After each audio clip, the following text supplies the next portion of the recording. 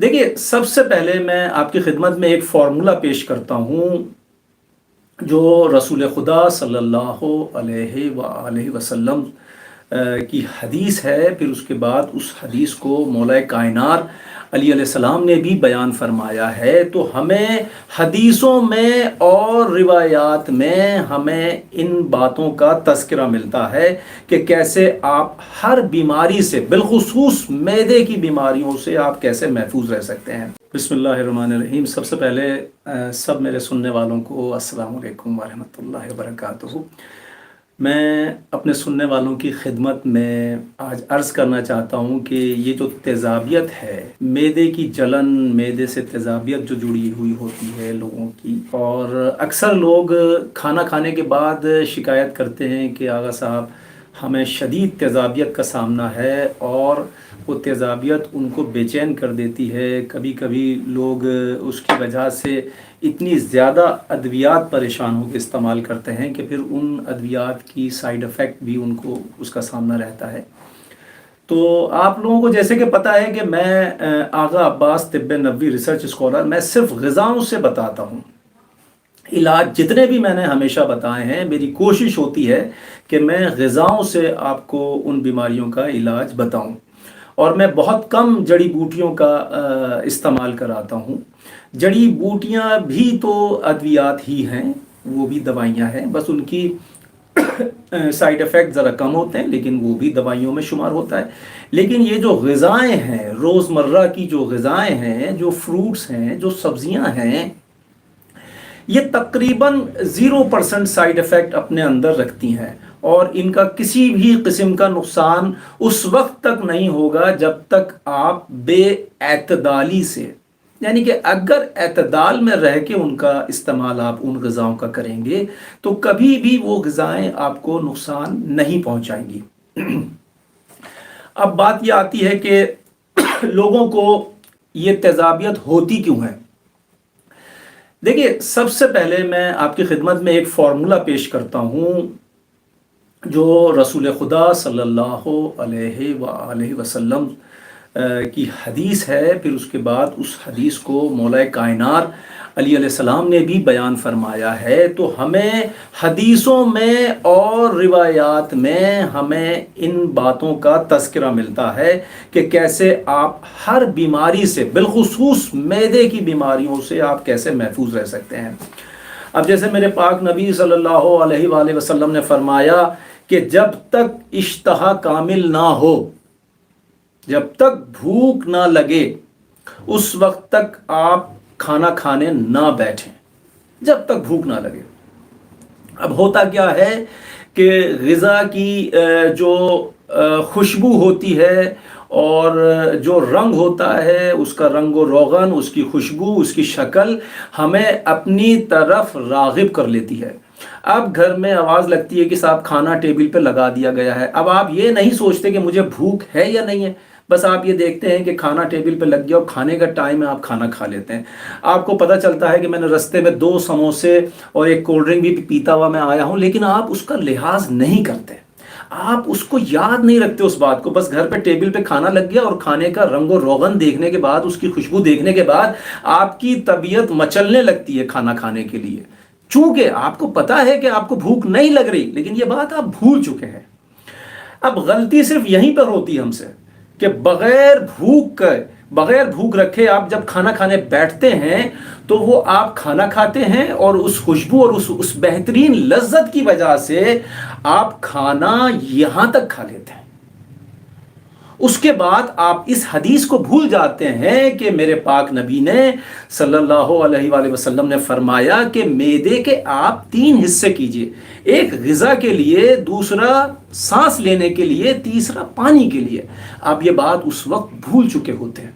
आप खूब खाते हैं, गरम गरम रोटियां पक के आ रही होती हैं, खाना उसकी खुशबुएं उड़ रही होती हैं, गरम गरम खाना होता है, आप खूब, और फिर तारीफ भी आप करते हैं, बहुत अच्छा खाना बना है। बहुत अच्छा तो खाना बना है, ये अल्लाह की मेहरबानी है और आपके घर में जो खाना बनाने वाले हैं उनकी मेहरबानी है।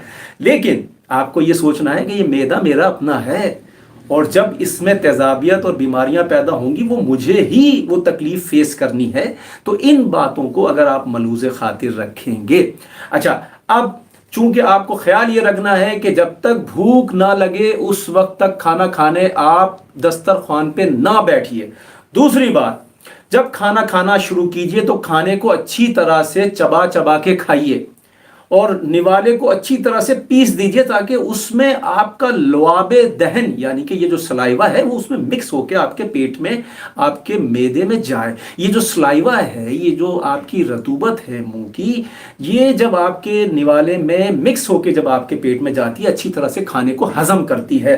اچھا، اب دوسری بات یہ ہوگی۔ تیسری بات یہ ہے کہ آپ نے جب آپ دیکھیں کہ تھوڑی سی ابھی جگہ باقی ہے، تھوڑی سی سے اگر میں اس تھوڑی سی کو تفصیل سے بیان کر دوں، سچی بات کہہ دوں تو سچی بات یہ ہے کہ جب آپ آدھا پیٹ محسوس کریں کہ آدھا پیٹ میں کھانا کھا چکا ہوں، اور میرے پاک نبی صلی اللہ علیہ وسلم کی اس حدیث کو یاد کر لیں کہ ایک پورشن کھانے کے لیے، دوسرا پورشن پانی کے لیے، تیسرا پورشن ہوا کے لیے یعنی کہ سانس لینے کے لیے، تو آپ نے محسوس کیا کہ میں آدھا کھانا کھا چکا ہوں، بس اس وقت آپ کھانے کو ترک کر دیجئے، اپنا ہاتھ کھینچ لیجئے، اور پانی جو ہے کھانا کھانے کے درمیان مت پیجئے، اور کھانا کھانے کے بعد بھی آپ آدھے گھنٹے کے بعد پانی پیجئے، اور بوائل پانی پیجئے، اور اس کو گھونٹ گھونٹ کر کے دیکھیے۔ بسم اللہ الرحمن الرحیم، پانی آپ کا گرم ہونا چاہیے۔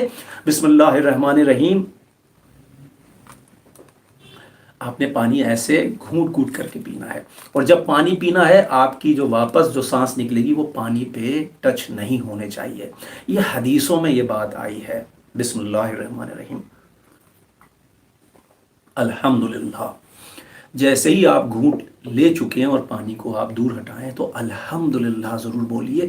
جب جب آپ اللہ کا شکر ادا کریں گے، اس کی نعمتوں پہ اس کا شکر ادا کریں گے، نعمتیں اور با کثرت آپ کے لیے خداوند متعال بڑھا دے گا، زیادہ کر دے گا۔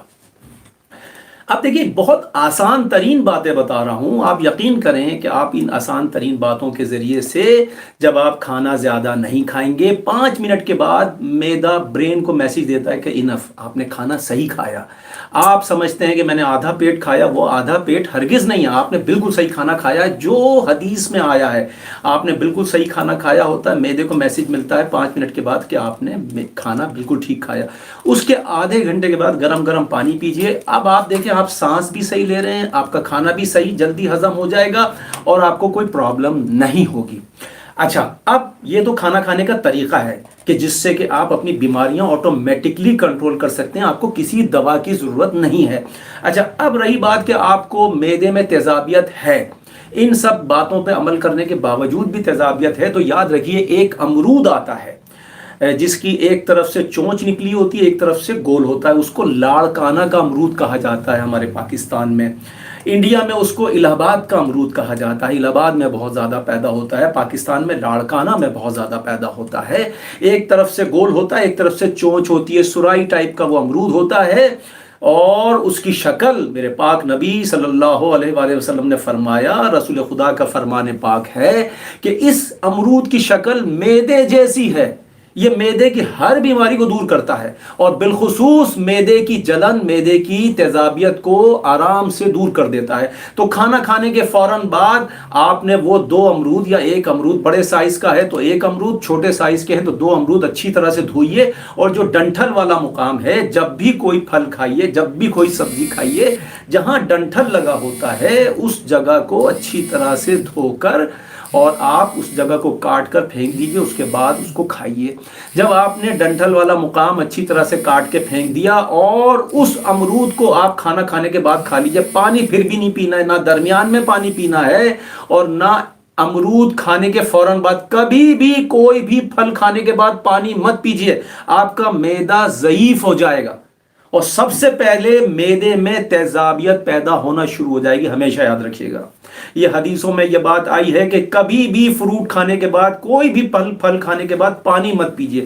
کبھی بھی کسی بھی پھل کا آپ جوس بنائیں تو اس میں پانی شامل مت کیجئے، آپ کو معدے میں تیزابیت پیدا ہو جائے گی، آپ کا معدہ ضعیف ہو جائے گا، صحیح سے کھانا ہضم کرنے کے قابل آپ کا معدہ نہیں رہے گا۔